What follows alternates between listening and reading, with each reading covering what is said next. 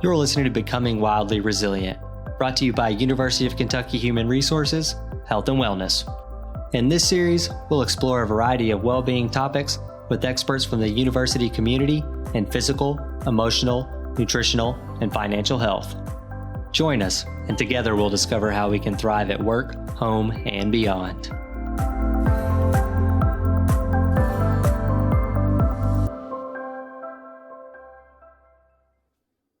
Welcome, everyone, and thanks for tuning in to another episode of Becoming Wildly Resilient.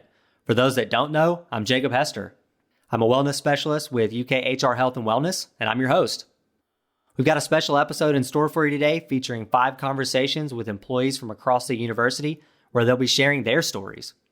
Across these conversations, you'll hear some of the common challenges we all face, how they persevered, and the advice they have to share to those that may be in a similar situation. My previous guests have been some of my HR colleagues who specialize in various dimensions of well-being. We've talked about how we can live more true to ourselves, how we can develop a mindset to move, and how we can take care of ourselves so that we can best take care of those that depend on us. So if you haven't listened to them yet, be sure to go back and check those out as well. For those that may have been following along, you also may have noticed that this episode dropped a week earlier than normal. That's because it's part of a special week of offerings brought to you by UK Human Resources and Staff Senate to recognize and recharge. In addition to these events happening October 5th through the 9th, we created a Community Quick Starts webpage that is filled with tools for showing appreciation, fostering belonging, or focusing on your well-being anytime. You can learn more about Recognize and Recharge and Community Quick Starts by listening to the bonus episode that released last week or by visiting the webpage linked in the show notes.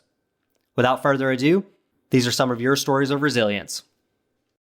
My first UK employee joining me is Ben Connor. Appreciate you taking a few minutes out of your day to tell us a little bit about your story. Yeah, definitely, Jacob. Thank you. So let's start by telling the listeners just a little about yourself, kind of who you are and what you do. Yeah, so as you said, my name is Ben Connor. I'm the Scott County Agriculture and Natural Resources Agent. So I work out of our Scott County Cooperative Extension Office. I've been here for a year now as a UK employee and a graduate of the College of Ag, Food and Environment, and currently pursuing a master's from the same college. So UK all around. That's great. I'm the same here. I'm homegrown and got my undergrad and came back a few years later and got my master's and now a full-time employee too. So like to take care of our own for sure. That's right. So Ben is one of our recent Move Well Rewards winners. So congratulations for that. Thank you. For those that don't know, Move Well Rewards is a monthly program where participants can sync their steps using a fitness wearable. And at the end of the month, we select 3 winners from different step categories, essentially. So that ranges from $6,000 all the way up to $10,000. And those prizes range from $200 all the way up to $600. So Ben, just tell me how you heard about Move Well Rewards in the beginning and kind of what drew you to it. Yeah, definitely. So my wife is a UK employee as well. And so she's been working for the university for about 5 years now. There was a promotion a couple of years ago to get Fitbits, and she took advantage of that. So whenever I came on board, she's like, you really need to do this. Like there's a step challenge that Move Well puts together. You can potentially get a cash prize. And so I took advantage of that and really just for her sake. And then moving forward, it kind of kept me honest. So I got to check my steps every day and upload those to the programming. I forget I think it's called MoveSpring is the app that MoveWell uses. So it's been great for me. I know that for me, moving into an extension role, sometimes I can find myself in the office or in the driving a truck around, going to different farms. So it just ensures that I have my steps in every day and actually don't find myself complacent in a seat.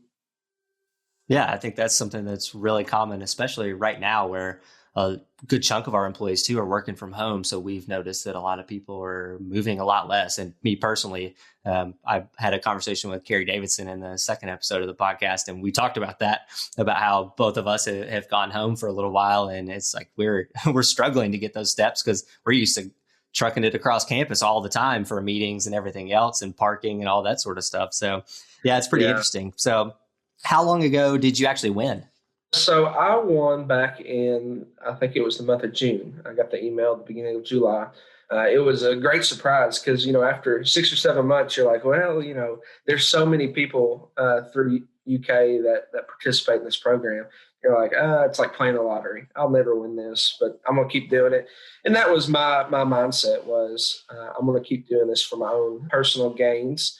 And so when I got that email, I was like, "Whoa, this is real! Like, they're actually giving away money." And so that was just a great surprise and just a great reinforcement to continue to do what I was doing. Yeah, I'm glad you highlighted that as well. That's the intention behind the program is we wanted people to have a little bit of an incentive to continue to do this. So normally we have our step challenges that may be, say, 7 days long, or they may be 3 weeks long, but we weren't doing them all the time. So we wanted to give people an additional incentive to track their steps outside of those windows as well. So you kind of touched on that a little bit there. So one of the things that we like to ask our winners when they accept their prize is, how do you plan to spend your winnings? So what was your answer? Yeah, I forget the exact verbiage, but it was something along the lines of continuing to focus on our family health and moving us forward. And the reason being, my wife and I were still young. We've been married for about 3 years now. But, as a young married couple, you find your routine and you stick with it. And so, we've focused on buying, whether it's fitness clothing to go on walks. One thing that we've really enjoyed over the past year is we did get a dog, and that has really incentivized us to go on walks. So he is very active and he has to get his energy out. And so not only do I have a Fitbit to make sure that, hey, go on walks, but I have a dog who keeps me. He is very persistent about getting his energy out. So I can attest to that. I got two crazy ones of my own that like to go on 2 plus 20-minute walks a day. So yes. It definitely keeps you honest, and it's nice to have that support system too, not only from our human friends but from our pets as well.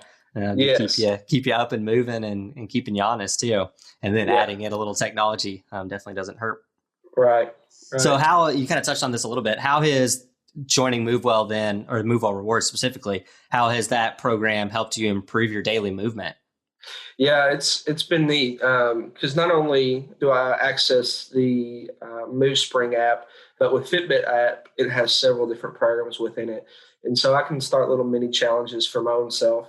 I know I just started one today. It was cutting out sugary foods, and it had 4 different categories, I think, like sodas, sugary breakfast foods, and a couple others. And so that's one thing that I can, if it's in the morning and I'm quick, I might grab a high sugar yogurt or a muffin or something along those lines. And so they'll send out reminders every day at a certain time to say, hey, are you doing what you said you would do? And so utilizing those apps that are involved with MoveWell, it may not be directly involved, but indirectly has really helped me continue to improve my healthy choices. Yeah, it's cool to hear how you took this kind of simple program and it's now snowballed into other things for you as well, and other things that you can focus on, which is, again, sort of how we function for the most part. As humans, it's really hard to make a lot of changes all at once. So it's sort of these incremental changes and focusing on 1, maybe 2 things at a time it really increases your likelihood of these things sticking. So it's cool to hear you have kind of built upon that now too. Started with a sort of a foundation for yourself and are working up from there. So what kind of barriers or setbacks have you potentially had throughout this process? Yeah, I would say early on, and you touched on it perfect, Jacob, is the fact that I may have bit off more than I could chew starting out and trying to change everything at one time. You would say, I'm going to do this X, Y, and Z. And when one thing goes wrong, it seems like everything else goes wrong. And so stepping back from that situation and saying, all right, I'm going to focus on getting my 10,000 steps every day. That's my only focus until I feel like I can hit that next level. And so that's been kind of how I've approached it in the recent weeks and months, is starting with a foundation and then moving up from there. That's great. So I'm kind of curious then, kind of taking in that entire experience, what things do you have to share with others? What advice or tips do you have, particularly for those looking to increase or maintain their daily physical activity? Yeah, it all goes back to where you start. So definitely start with something that's obtainable and that you feel like you can achieve. Do not go in. I mean, by all means, go in 110%, but don't overexert yourself and commit all to changing every aspect of your life. So start with that one goal. That one goal may be far fetched initially, and work towards that. And when you achieve that, your confidence continues to build and you can add on from there. And so that would be my main advice. Don't feel like you have to change everything at once because this is not a sprint, it's a marathon. My goal and my motivator in life is I want to live a healthy life for the long term so that way I can enjoy my life with my family. And so keep that end goal in mind as you make these steps towards a healthy life. That was a perfect answer. You sound like you got a degree in health promotion. Well, I mean, I tell you, it's really been cool the past few months, kind of seeing how everything builds on each other. Because, growing up in football for 8 years, it was hardcore all the time. And as soon as that stops, everything goes downhill fast. And when you try to change back to that lifestyle, your body doesn't change quickly. But yeah, I definitely have tried the full-on approach to change everything at one time, and it hasn't worked for me. Yeah, absolutely. So just to recap, Movo Rewards is in addition to any short-term step challenges we may offer, as well as the employee-dedicated fitness facilities, group fitness classes, and more. Movo also has some exciting new options that are coming soon, so keep an eye out for those. But I appreciate you joining me, Ben, and thanks for sharing your experience with Movo Rewards. Yeah, thanks, Jacob. It's a great program, and glad you guys have put it together. All right. With me now, I have husband and wife, Scott and Laura Mason. Welcome. I'm glad to have you both on the show to share your story. Thank you, Jacob. We're glad to be here. First, just tell us a little bit about yourselves. Well, my name is Scott Mason. I work at UK at McVeigh Hall. I manage the day-to-day operations of the main campus data center. So just think big giant computers with servers and that kind of stuff. I'm married to Laura, and we live here in Lexington, and we have one child. Awesome. How long have you worked at UK, Scott? I have been here almost 12 years. Awesome. What about you, Laura? I am a stay-at-home mom. We have a 3-year-old son, and we have been married for 7 years. So I know you both are now considered former smokers, so congratulations. Tell us a little bit about your journey with tobacco, kind of how that started, how long it lasted, that type of thing. Well, I've smoked on and off for the better part of 20 years since I started when I was about 17. I would probably take a break every 5 years or so. That would range anywhere from a couple of weeks to a year. And just as I've gotten older, it's just more and more challenging. So and having, a young son at 3, just decided it was time to finally get rid of this thing. How about you, Laura? Were you also a former smoker? Yes, since about 16 or 17, just like Scott. Wow. And on and off, of course, I quit when I was pregnant. We both did. And then it just seemed to pick it back up easily. I think that's kind of common. A lot of people pick that up in the younger years, and it's something that kind of sticks with them. So yes. How did you, was this something that you all decided to do together then? Definitely. Yeah. I decided to do it, and then which we were already trying to quit, and of course we're struggling. So once I decided to do it, I mentioned it to Laura, and when I talked to Jackie, she said, your wife can do this too, and which I didn't know, and so then we both went at it from that perspective. Awesome. Yeah, that actually leads great into another question. So how did you all initially hear about our tobacco cessation coaching, and kind of what drew you to it? I get emails about it regularly. And I'm not the type of person that typically asks for help. I will try to do everything on my own. And after having tried to do this for so long by myself, I finally just decided, hey, there's no shame in asking for help. Reach out to somebody. It's free. Go, just give it a try, go for it. What do you have to lose at this point? Asking for help was the hardest part for me, honestly, because I probably toyed with that idea for 2 or 3 weeks before I actually did it. Just, not who I am.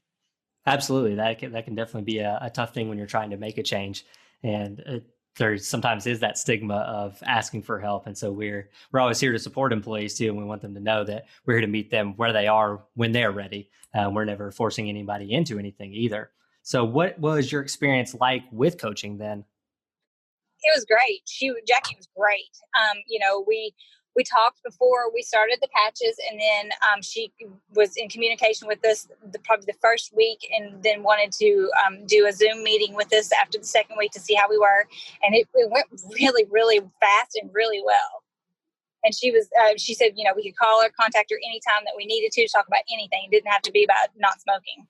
Yeah, and I think that was that mental crutch or aid, just knowing that there was somebody else that I could contact at any time, just to tap them on the shoulder and say, hey, I'm struggling here. Can you just listen to me for a moment? Just knowing that I had that, I think was a big help. I never actually had to do it, but just knowing that was available, And the accountability. We had to be accountable to somebody else other than ourselves. Yep. Yeah, absolutely. Tobacco is one of those health behaviors that is really tricky because it not only involves the habit of something that you do regularly for a long period of time for a lot of people, there's also that addictive nature of nicotine that goes along with it as well. Mm-hmm. And so you mentioned actually having multiple quit attempts in the past. You quit for a couple of weeks at a time or a year at a time or something like that. Mm-hmm. And I think that is a common experience for people as well. So what do you think helped you be more successful this time around? A couple different things. We've when we've tried to quit in the past, we've tried to do it together, but you were still you were still doing your own separate thing. Mm-hmm. Having that weekly check-in with Jackie where it's all three of us together and it's like, okay, everybody's holding everybody accountable here.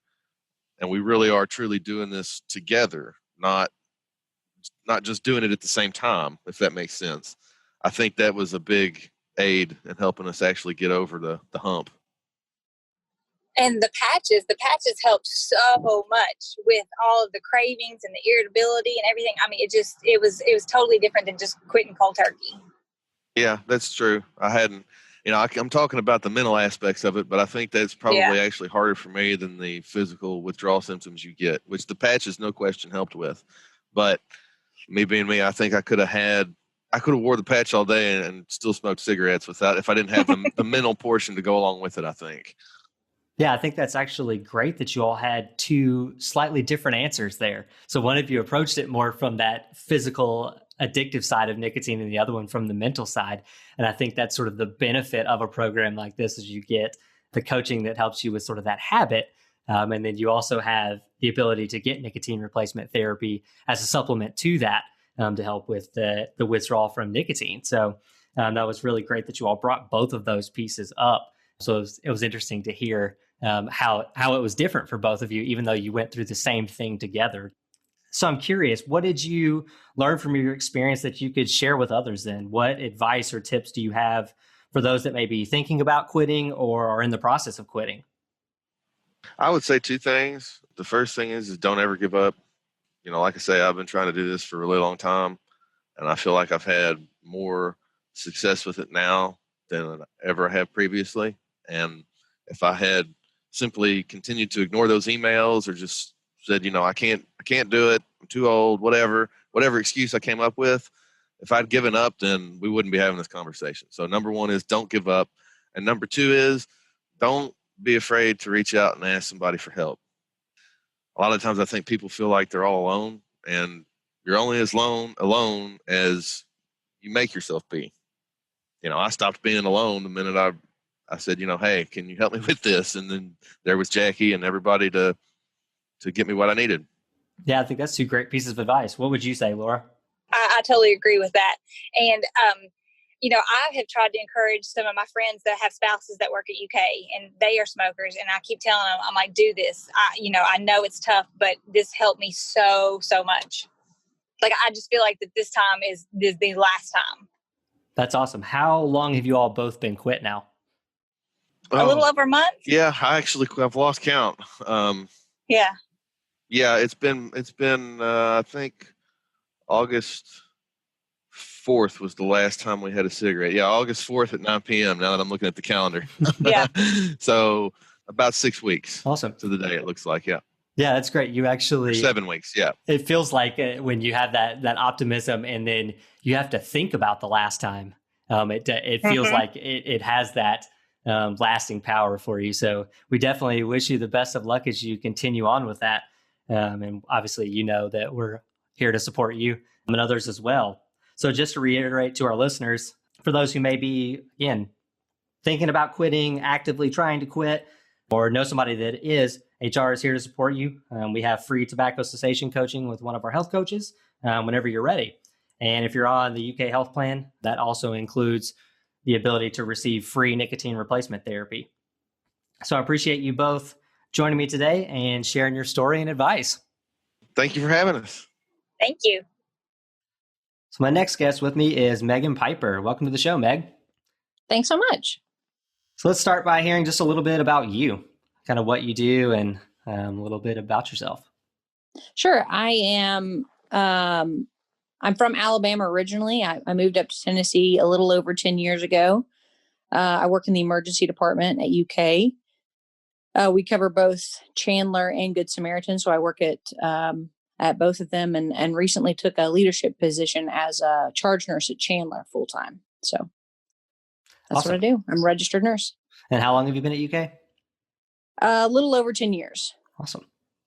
Yep. So I know, obviously, UK having a large healthcare side of the university, we employ a lot of nurses and other healthcare workers. So what would you say are some of the common challenges that healthcare workers face related to well-being in the workplace, obviously, besides the COVID-19 pandemic and all that brought? Sure. I think as a general rule, I know that this was true for me, that as healthcare workers, we are notorious for taking care of everybody else and not taking care of ourselves. I guess I can't speak to everyone else. I can just speak for myself, but that certainly was the case for me. I'd make a list of people and everyone else would be on the top of that list and I would always be at the bottom. And so when you do that, priorities or time or whatever, time management, things like that, you always kind of end up at the bottom and often you just scratch yourself off the list entirely because you don't have time to take care of everyone else and yourself. So I think we're really bad about putting ourselves last instead of first. Yeah, I think that's actually pretty common in helping professions in general, not just throughout healthcare. I think we see that with a lot of helping professions, that you put so much of your energy into other people that you sort of forget about yourself. And I think that's common even with people who are taking care of children or taking care of elder loved ones.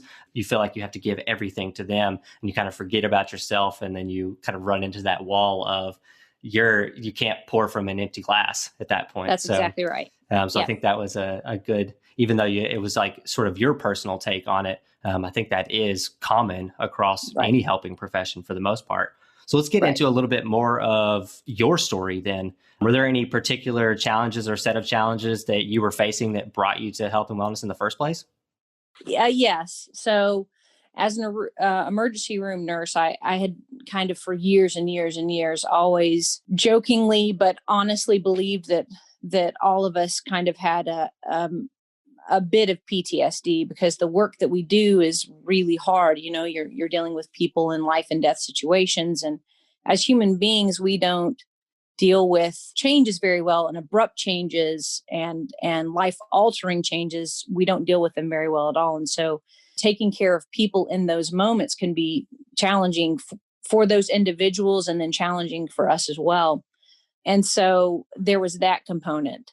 I had worked night shift from like 2003. And so I had been 16 years night shift. And in 2016, I ended a friendship with somebody who it just was not a good friendship for me.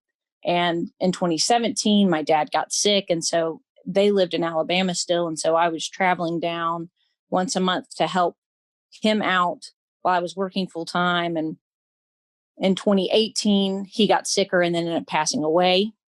And that was about mid-July. It was July of 2018. And so, I started thinking about, night shift is killing me, I think, and I've got to start taking better care of myself. So I started making small changes. And so after he passed away, I was like, I'm going to let myself have a massage once a month. And then in February of 2019, I moved to day shift.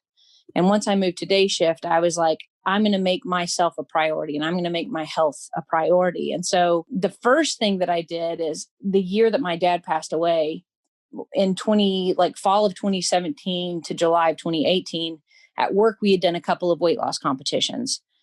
And over the course of that period of time, I lost a total of 70 pounds.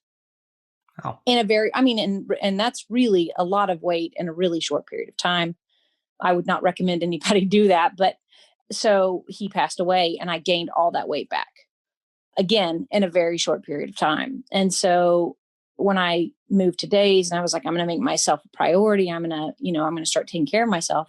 The first thing that I did was reached out to the dietitians. I just thought, I know a lot about the human body, given the job that I have, but there are certainly things I don't know. And nutrition is one of those things. I do fad dieting. I like flip-flop back and forth between losing weight and gaining weight and losing weight. And I said, there's obviously things that I'm missing. There's something that I don't know. And I feel like maybe I should talk to people who like, this is their passion and this is their knowledge base and this is what they know.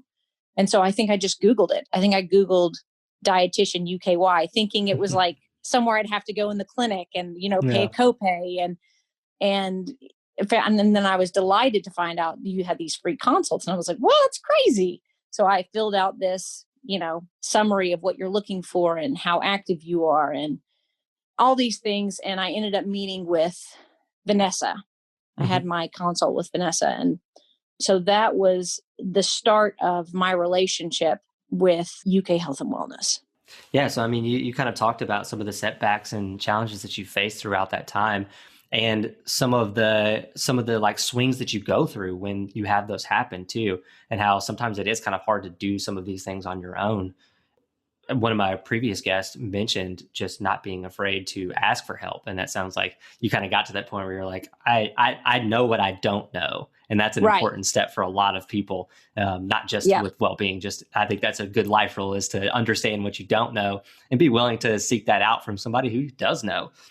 And so it's interesting that it got you to that point. So from there, what was your experience beyond that? Because I know when I was gathering names of potential guests, you were actually recommended by 2 of our programs. So how did you end up on the Be Well side as well? I have to credit Vanessa for that. I am notoriously in my life a person who handles my own things. Like, I can do this, I can do this, I can do this. I'm the kind of person that very rarely asks for help. So yeah, reaching out to Vanessa or reaching out to just the dietitians, because at that point I didn't know if it was going to be Vanessa or Karen, but reaching out was like that first step to be like, yeah, I this is something I'm not going to be able to handle on my own. Like, I need a little more expertise than what I have. And poor Vanessa, I just think back to that meeting. It was like April of 2019. And I walked into her office and just unloaded on her. She's just like, oh, here's me, she's like, I've got a meal plan for you. And I was like, cool, my dad died. And, so I just like unload everything that I'm feeling. And she immediately recognized that there was emotional stuff that also needed to be addressed. And so, I will forever be grateful for her, because she immediately was like, you know what, we have other stuff that can help you out.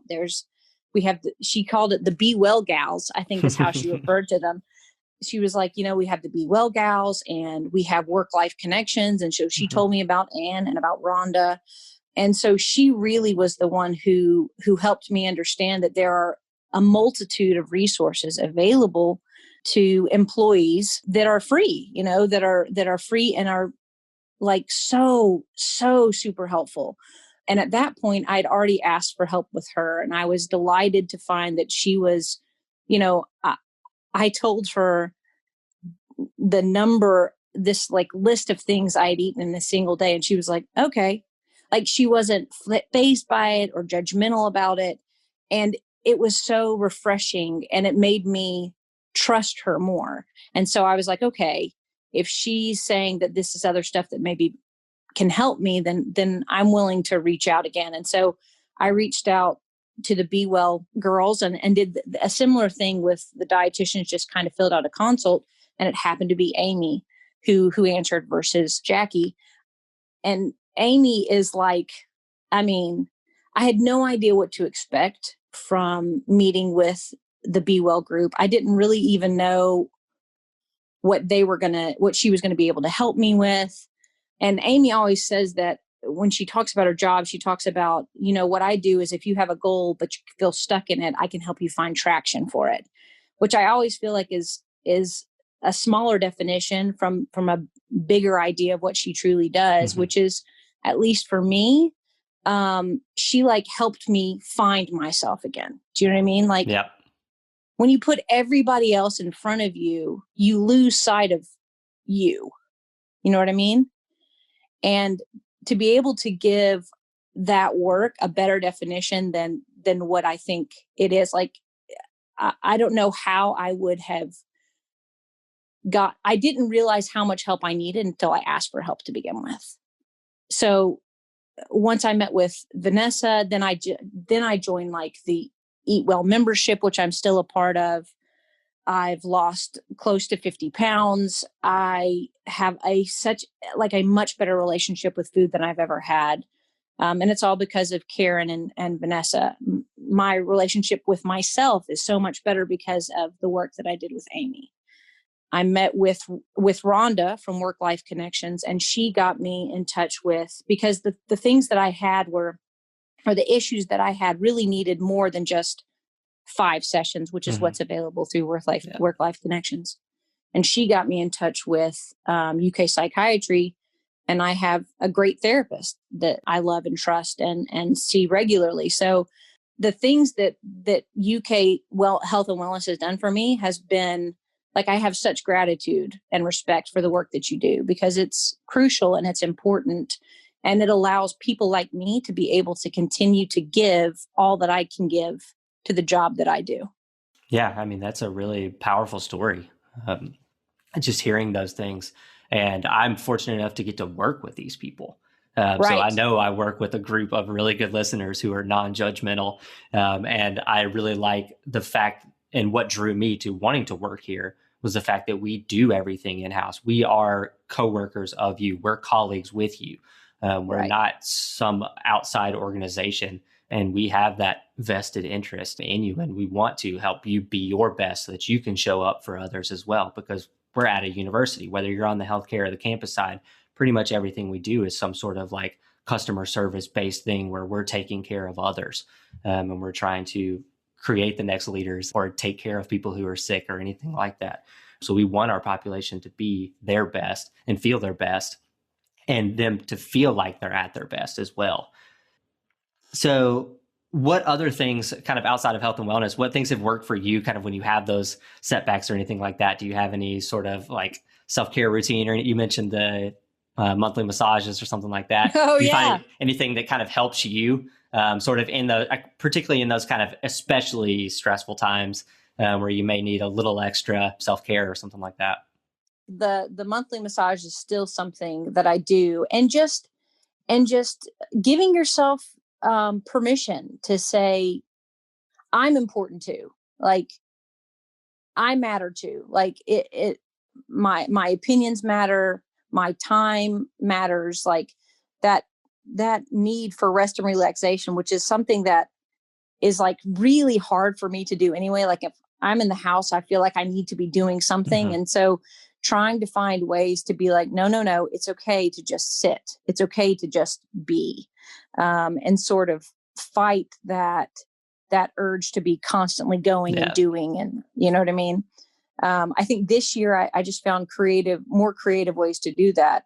Like I bought an inflatable pool and put it on my patio. And because I was at the pool, then I could sit and read a book. You know what I mean? Like, so just finding ways to be like, it's okay for you to just be on your own. Like it that matters. It's important. That's important for all of us to be able to relax from time to time. And so So yeah, I would do that. And I tend to be pretty resilient just as a baseline. Like I'm a pretty resilient person. And so, but everybody has setbacks. Like even now I know that I'm still going to have setbacks, but just being like, this is worthwhile, making up your mind that it's worthwhile to put yourself first, and it's worthwhile to put your health and wellness as a priority. And if you have that in mind, like if you really believe that that's important, then I feel like you can overcome any setback. It's like an investment. I mean, Yep. If you think about it in those traditional terms of putting money in a certificate of deposit or into stocks or something like that, and you get this return on investment, that's sort of how we think about self-care, is like you put this sort of time in so that you get that return for when you need it. Right. So sort of from the resilience aspect in that case, or just if you really need to take that time, that 5 minutes or 10 minutes even can be really beneficial for the next couple hours. So it seems counterintuitive sometimes if you are in that really like hard stress mode to take that time away and just take a brief pause. And like you said, just be. It's really hard to make yourself do that, but it is a great investment.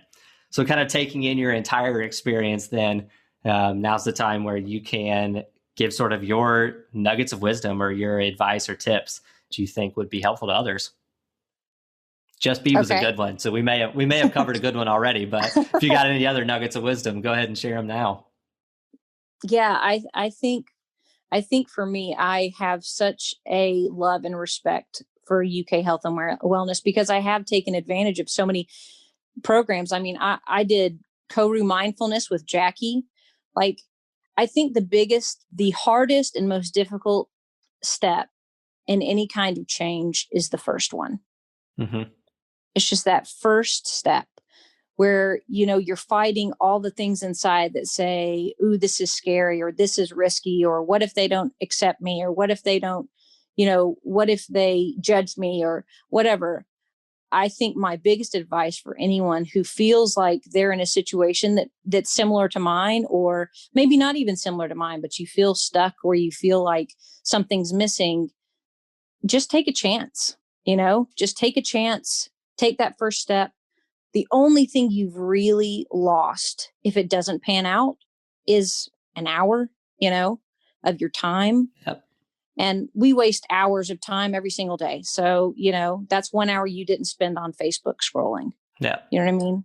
I think you will be pleasantly surprised by whatever you go looking for if you ask for help from any of the people who work for UK Health and Wellness. Yeah. I am always referring people constantly, I feel like, to Vanessa and to Karen and the dietitians and to Get Well. I mean, I love the program. I love the people that work for the program. Yeah. It's been nothing but good to me. Yeah, we absolutely appreciate that. Normally, this is the part where I kind of wrap up what we offer, but you did such a great job throughout all of your story that I don't feel like I really have a huge need to just let everybody know that we are here. We're good listeners. We take your well-being in a holistic approach, and it's very non-judgmental. So basically all of our resources are free too. So take advantage. Yep. Like you said, don't be afraid to just be. So kind of wrapping both of those up together. And I think our fan favorite, Brene Brown, would say to be vulnerable and to be brave. So I think you kind of touched on both of those points too throughout there. Yeah. So courage over comfort, baby. Yeah. So I really appreciate you joining me, and I thank you a lot for sharing your story. All right. Thank you so much for having me. With me now is Sarah Gullett. Thanks for joining me, Sarah. Thanks for having me. Before we dive into your story, tell us about yourself. So I've been with UK for almost 2 years now, and I have 3 little ones, and I'm a single parent. It's actually been a pretty great experience so far. So I've heard you have a really great story of support related to childcare and work-life management. So can you tell us a little more about how that began and what particular challenges or set of challenges you were facing?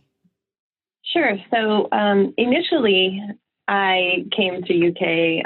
I actually was married. I ended up separating from my husband.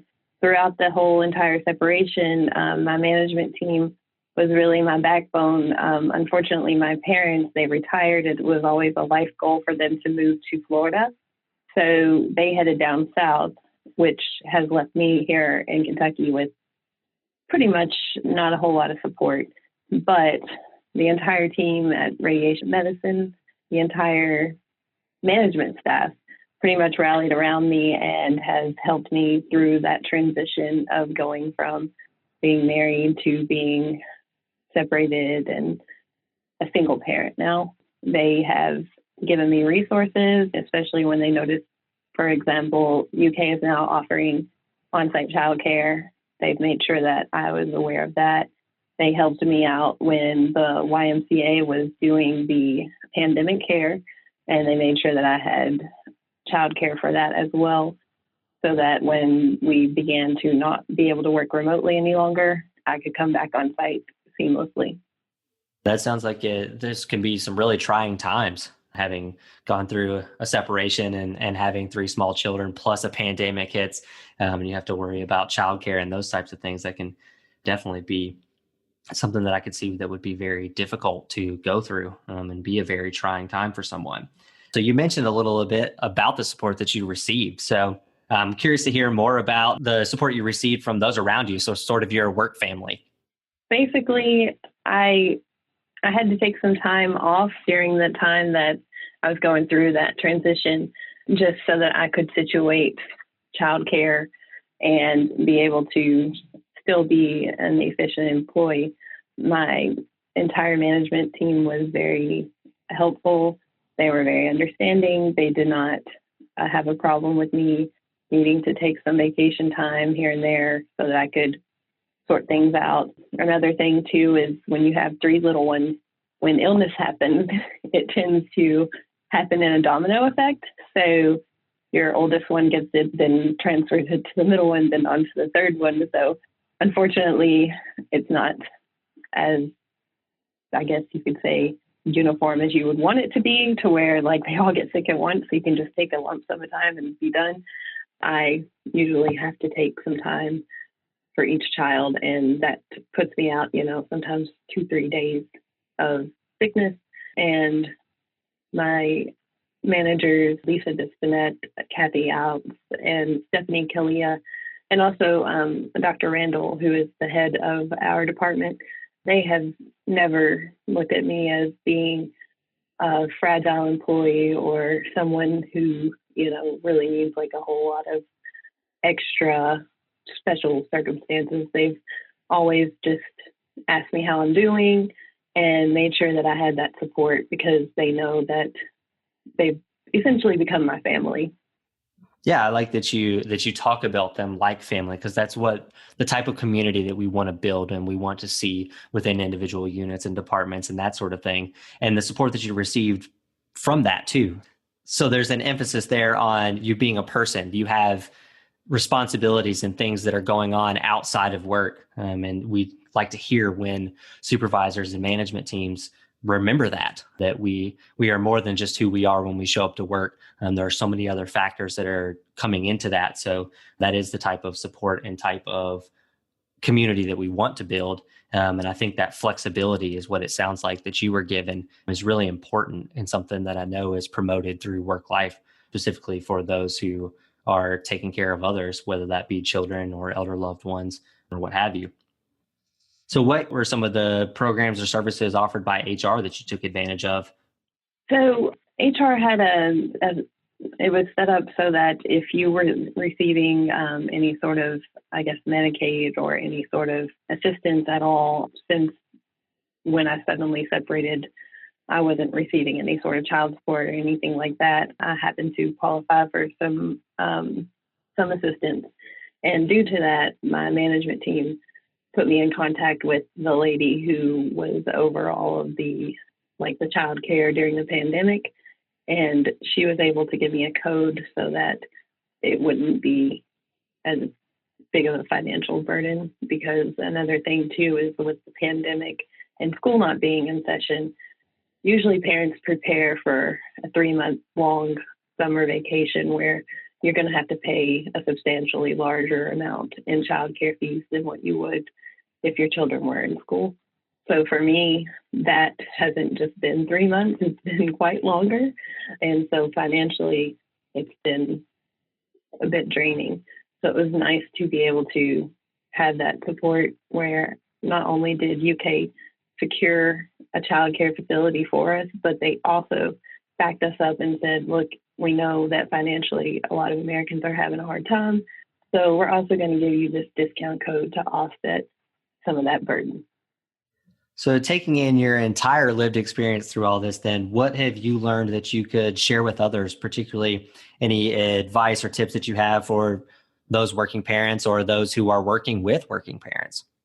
I would say that UK is a very large employer, but they still see people individually. They don't look at you as a robot that's come here to work for them. They look at you as an entire person. They look at how things are outside of work and your performance, of course, on the job as well.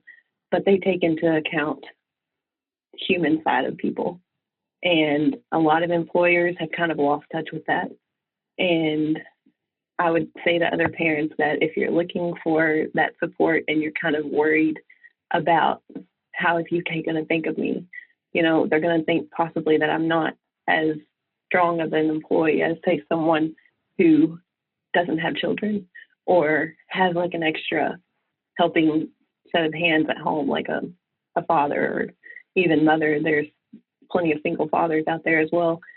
I would just say, don't be scared to come to your management team and let them know what's going on, because UK doesn't look at people as being weak because of their circumstances. Yeah, I think that's a great point. That's something that Azetta and I talked about in a previous episode on this podcast as well, and how some of the things that working parents or those taking care of elder loved ones have to deal with, those can actually become strengths in some way in the workplace as well. Things like time management and those types of things are something that we talked about. So is there anything that you found particularly useful for you outside of kind of the resources from HR or that support that you've gotten from your coworkers? I know that there is like a parent network of UK parents, and I like that too, because you can get feedback from other people in this large corporation and kind of see how things are going for them. You know, sometimes they are going through a different thing than you are, and they might know of other resources. So I guess maybe being a part of the parent network that's here at UK has helped me out some as well. But I mean, aside from that, it's mostly my management team that's really been pretty much my backbone since my parents left. I'm so fortunate to have them. Yeah, having a support system like that is really beneficial. So something we talked about in the previous episode as well was the importance of self-care. Is there anything that you found particularly helpful regarding self-care that's helped you get through, especially maybe when the times are especially trying? There is something that UK offers. It's a well-being day. I will say that I use those days for my mental well-being. Sometimes I do need some time for myself, so I might take the children. Right now they're doing virtual learning at the daycare that they're at, so they might go to their virtual learning at the daycare, and then I will take the day just to mentally like unwind and de-stress and do something that I wanted to do, because I don't get to do that very often with 3 little ones, and I'm a single parent. I'm a little outnumbered. So yeah, that sounds like a perfect use of those well-being days. And I was really excited when we were able to get those put into place to be able to use some of that TDL towards well-being. Was a really positive thing that has come about recently. So we definitely encourage people to take advantage of that. I will say that like a lot of corporations, they don't consider much about like your mental well-being. They know that physically you have to go see a doctor for, you know, a broken bone or something like that, but they sometimes aren't really considering mental health as well. And UK has an emphasis on that, which I think is very important. Thanks for sharing that. So for our listeners, if you want to dive a little deeper on child or elder care, be sure to go back and listen to episode 3, where I speak with HR work-life manager Azetta Beatty and elder care specialist Terry Weber. And we talk about the importance of self-care and when taking care of others. So we talk about a lot of these topics that we've had in this short conversation here, and go a little more in depth on those. And they talk a little more about the resources that they have available as well. So thanks for sharing your story with us, Sarah. I appreciate you joining me on the podcast. Of course, anytime. My final guest for the episode is Dr. Leanne Walmsley. Glad to have you on the show, Leanne. Thank you. It is a real honor and a real privilege to be invited. So first, let's just tell listeners a little bit about yourself, who you are, and what you do. I am a faculty member. I am chair of the Work-Life Committee, the Work-Life Council, and Student Wellness. We have a long history in our college of being concerned about mental health and well-being. And our current dean, Janie Heath, has really put her heart, soul, and college resources behind creating a very caring community. We have a CPR room on our 6th floor. It is cultivating practices of resilience. We have a dedicated space where we invite students to come and be quiet, to come and be reflective. We make it very clear to them that this is a quiet space for them to attend to their mental health and well-being needs. I have been passionate about psychological well-being and the need to destigmatize mental health issues really since I have been a very young person. Ever since I have become a nurse, I've been very aware of the need to practice mindfulness and to attend to being resilient, because as a healthcare worker and a practicing nurse, I can't take care of other people if I don't take care of myself. Mm-hmm. Yeah, I know you're a huge advocate for well-being and resilience across the university, and especially within your department. So I'm curious just to hear a little more about kind of how you got into that, and then how it really started tying into some of the resources that are available on campus. I noticed early on that if I took the time to connect with my students, that at some point in every semester, every student had what I called a little bump in the road. And I think maybe other people would have called it a mental health crisis. Mm-hmm. But I always kind of took the stance that we all have moments where we're a little sad or a little blue. And that sometimes just being empathetic and compassionate and giving that person a little bit of space to breathe. And then also acknowledging that we have deep resources with Counseling Center at the University of Kentucky, where when we need to refer a student, we need to do that, but we also need to normalize it and not indicate or communicate that, that is a thing that is abnormal or a thing to be ashamed of. I've tried for my professional life to teach others and to advocate for just simply being compassionate, giving students a little bit of space to bounce back from those bumps in the road they have. And they have them for many different reasons.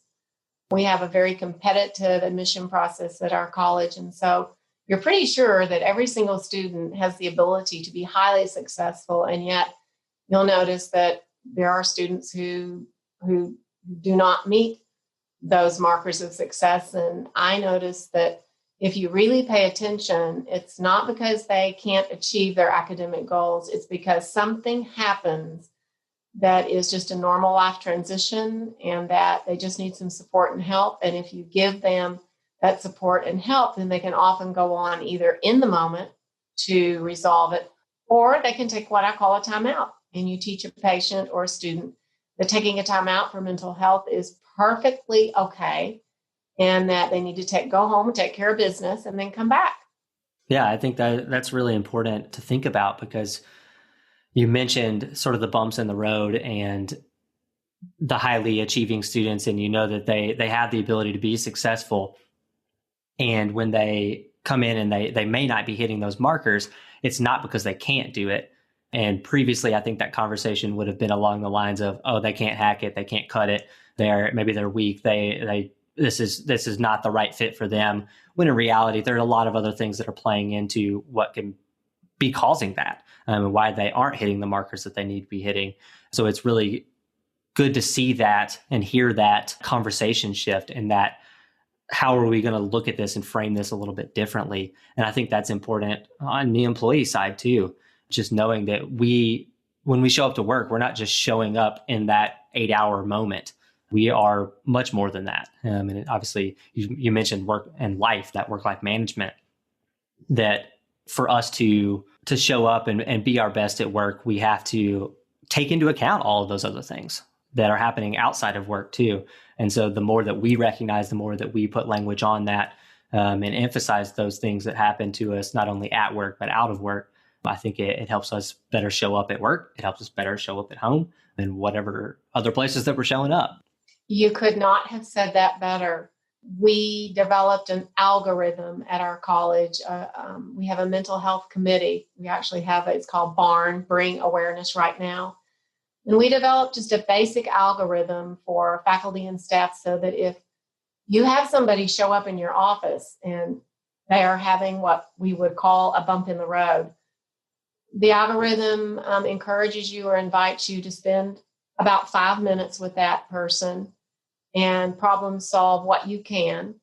And then the algorithm has campus resources and telephone numbers to call. And then we direct students to either go to the counseling center or behavioral health and also contact the community of concern.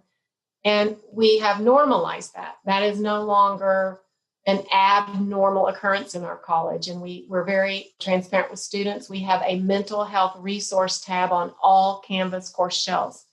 So we go into classes and we inform them that we have a mental resource health tab.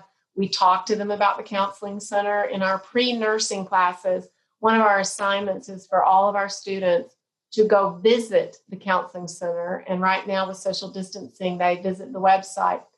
And it's so encouraging to read the student essays. There are 2-page essays on what their reflection was about exploring that resource.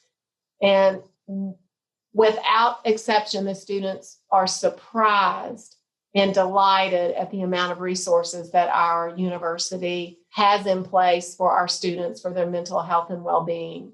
We kind of talked about that in our pre-conversation too, about how we've seen this shift on campus on the student and the employee side on a really big focus on well-being and really promoting a lot of the things that are available to our employees and our students to help with things like mental well-being, emotional well-being, nutrition, physical activity, all of those things. And so for me personally, this is something that drew me to really wanting to work here too, was to see that, because I came in on like sort of the tail end of that push rather than being there and kind of seeing the previous.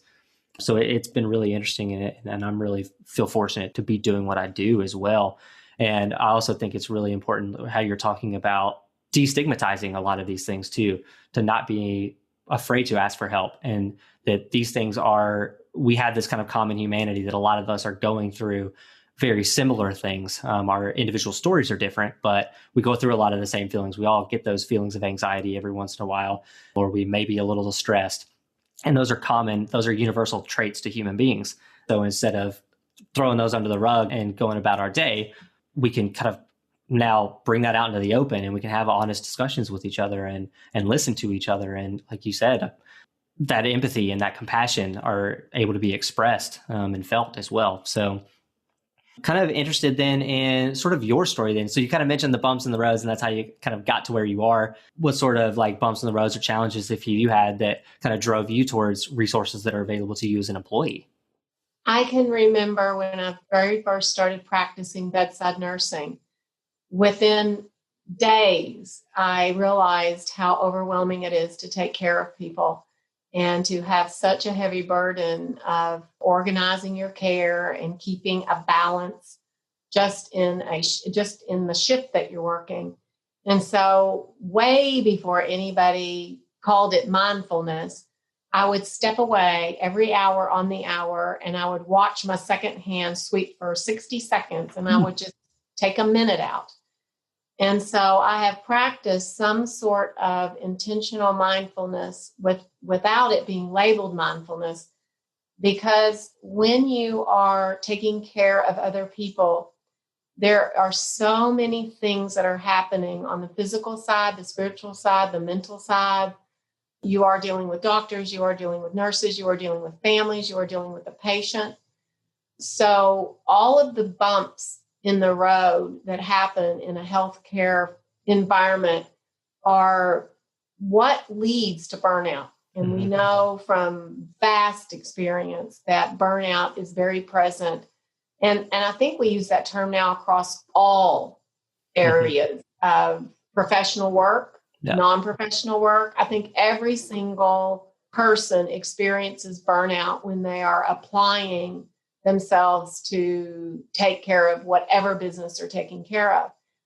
And I think it all goes back to very basic, very, very basic, fundamental, foundational, important strategies, which are taking care of your sleep, taking care of your activity, hydrating yourself, eating nutritional food, and staying socially connected. So I learned from a very early on with my experience as a nurse that those people who recovered from their surgeries or illnesses fundamentally were taking care of those 4 aspects of their life. And so throughout my entire personal and professional life, I have watched the health and well-being of myself and those around me, and have realized that taking care of those 4 things enables me to be healthy, enables me to be resilient, enables me, when I make a mistake, I look at it as I made a mistake. If I had this to do over again, I would do it differently.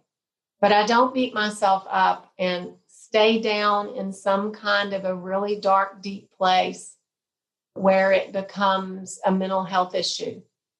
You learn that you end your day reflecting on what went well, what you would do differently, and you take those things and you realize that you did the best you could at the time with the information you have. Hindsight, of course, is 100%. And so many, many, many times, of course, in my life, I've made decisions that in retrospect, I would do it differently. But I work very hard when I have those bumps to be self-reflectful, to be grateful for my health, grateful for my family, grateful for my friends, grateful for my faith, grateful for my students, grateful for my faculty and my colleagues, the staff that I work with.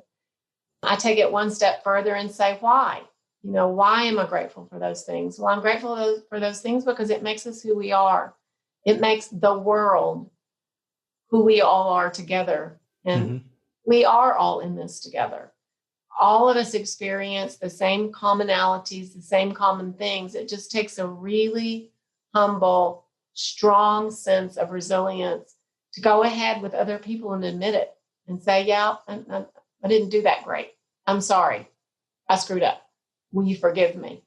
And I think if we would all be a little more honest with our own failings and a little more honest with how we struggle from day to day in all aspects of our life, and just realize that everybody's doing the best they can. We're all giving it our best at any one time. Especially and right now. It may not look that way to other people, but yes, especially right now in these uncertain times, I think we're all struggling. We're all challenged. We're all confused.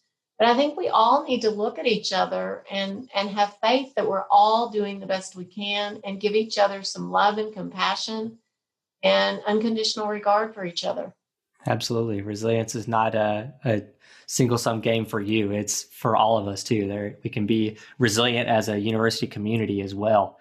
And so if we can take care of each other, we're stronger that way, and we will last longer, and we'll all be a little happier and more productive and enjoy showing up to work and all of those types of things. So we can't let something like the COVID-19 pandemic kind of drive us apart, or anything that's happening in the national landscape drive us apart, and remember that we have the shared humanity, that we have these things that are common to all of us. We need to remember to take care of each other, not just ourselves. And to be able to take care of others, we have to take care of ourselves. So they feed off of each other. So they're both important. And we need to remember to address both of those as well. So what, as far as resources on campus, particularly within health and wellness, what programs have you participated in the past and what from those has really stuck with you? I have availed myself of so many resources. I think the coaching, I have availed myself of the personal coaching and have just been so helped by it. I have been able to talk through some of the challenges and struggles that this new social distancing has presented for my teaching, has presented for my family. And just having somebody who will walk through that with me and very compassionately and intentionally talk to me about, so what on this moment are you struggling with? And then I can share that. And then we come up with an activity or a strategy that we're going to work on in the time between the two calls. And I have just found that tremendously encouraging and tremendously supportive. And I would hope and wish that more faculty and staff would realize what campus-wide resources we have with counseling. They offer private counseling. There's a number of sessions that are included in your benefits. UK Work Life sends out monthly flyers and monthly schedules. They have something going on continually, and all of their programs have been extremely well conducted and are very beneficial for anybody who wants to attend them. Yeah, absolutely. So kind of taking in your entire experience then and the work that you do, what kind of one or two maybe like nuggets of wisdom do you want to leave for the listeners, particularly the ones that are working here at UK? The last few ideas that you put across about us all being in this together actually brought tears to my eyes. We are all in this together, and it's a community. It's humanity that we are all in it together, and that means everybody. That means that all of us, locally and in our community, the local government, our state, our country, we are all in this together. And it's a time where we need to intentionally and compassionately take time out and connect with each other. And there's never been a time where that's more difficult, because being behind plexiglass or being behind a face shield or being behind a mask, we miss so many social cues, but we are all still there. And so I would just invite everyone to remember that we are individuals, but we all are collective in this, and that we need to love each other and care for each other and make the effort to connect with each other. Absolutely. I think that's a perfect stopping point for this conversation. I don't think we could give anybody any better wisdom right now than what you just said. So I really appreciate you stopping on the show and giving your story and giving some of your wisdom as well, and some of the work that you do on campus. So maybe we'll have you back for a more full conversation as well. I know we had probably a 20 or 30 minute conversation prior to starting this actual episode.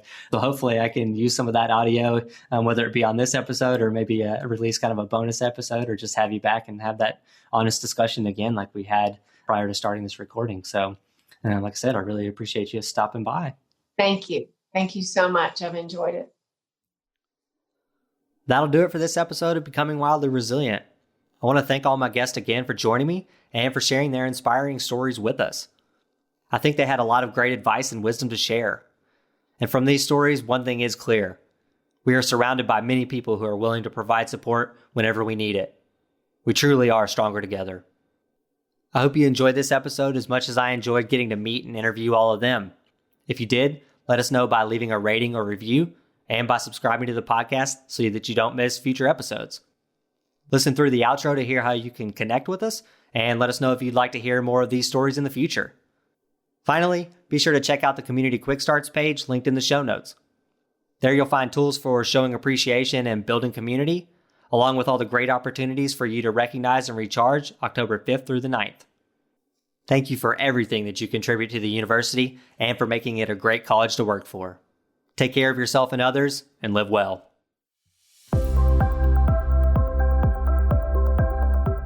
Thanks for listening to Becoming Wildly Resilient, a podcast series from University of Kentucky Human Resources, Health and Wellness.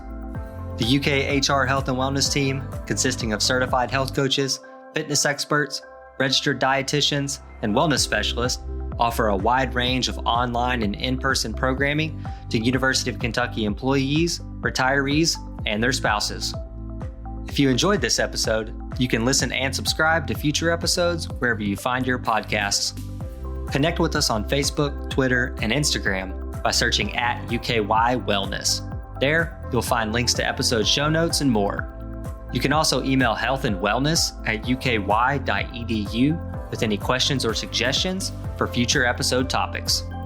To learn more about well-being benefits offered by University of Kentucky Human Resources, visit www.uky.edu/HR/wellbeing. Live well.